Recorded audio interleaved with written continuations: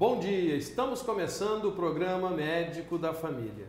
Hoje, 28 de abril, segunda-feira, vamos iniciar esta semana falando sobre a prevenção de doença pulmonar obstrutiva crônica. O assunto é muito interessante.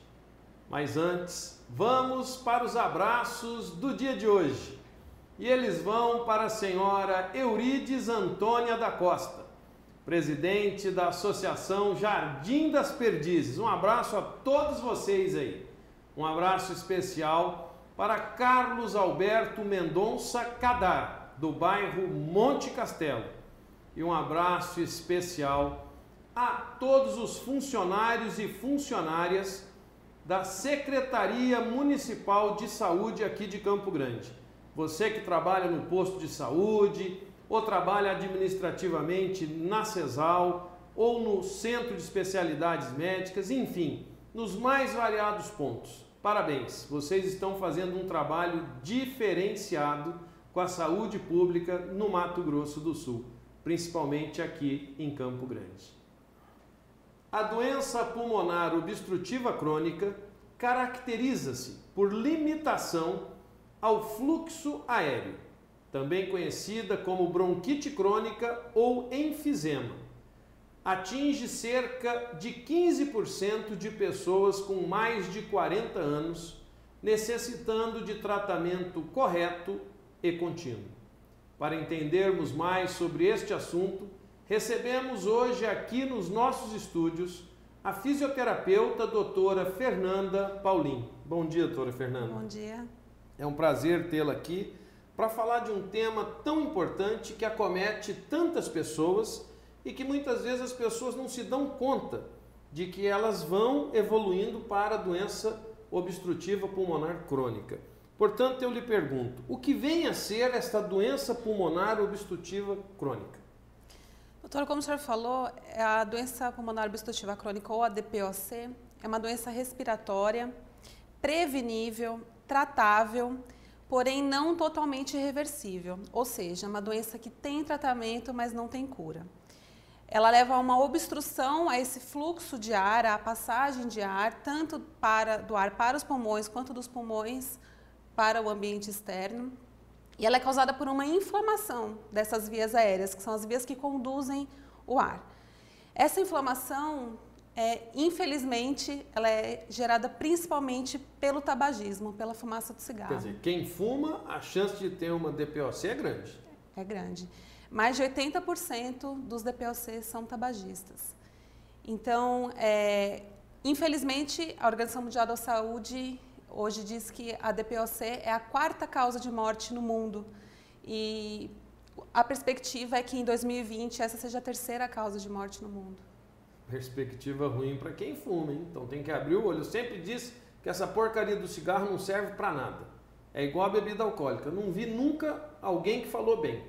E aqui mais uma doutora agora, a fisioterapeuta Fernanda Paulin, dizendo que 70% das DPOCs são causadas pelo cigarro, pelo tabagismo, o fumo.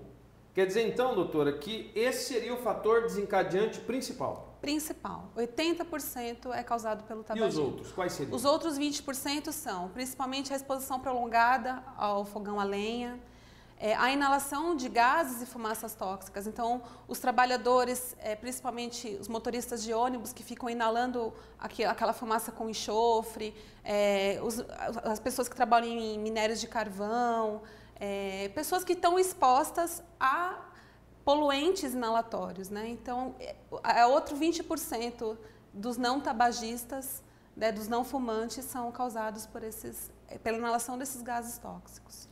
Quais seriam os sintomas? Se tem uma dificuldade para entrar o ar e para sair o ar, então a pessoa vai ter dificuldade respiratória, vai ter Quais seriam os sintomas? Sim. A DPOC ela apresenta sintomas respiratórios e sintomas sistêmicos, ou seja, aqueles que refletem em todo o organismo.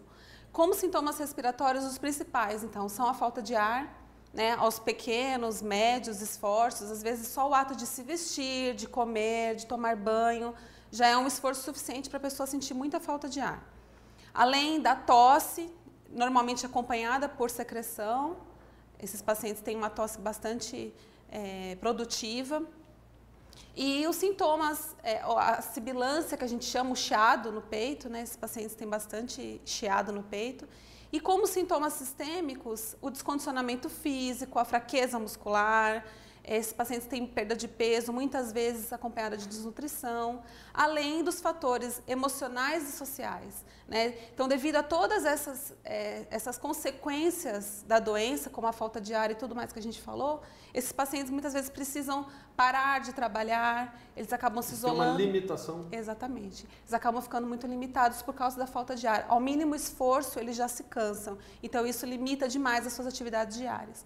Então, eles acabam se isolando socialmente, né? Ficam mais em casa, ficam deprimidos, ansiosos, né? Ficam tensos com a questão de ficar sempre dependente agora de uma medicação para o resto da vida.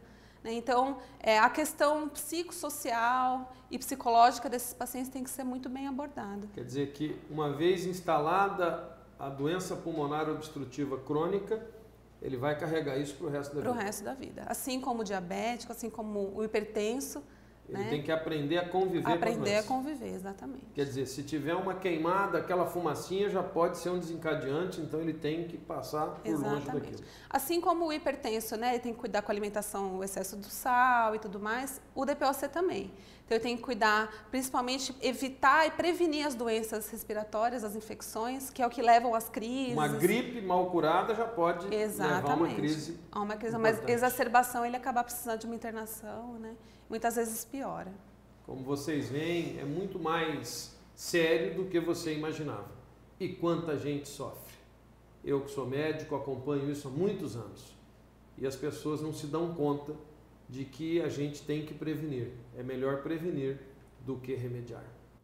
Fique com a gente, porque no próximo bloco vamos continuar falando sobre a doença pulmonar obstrutiva crônica, a DPOC. Não saia daí não, é rapidinho, já já voltamos.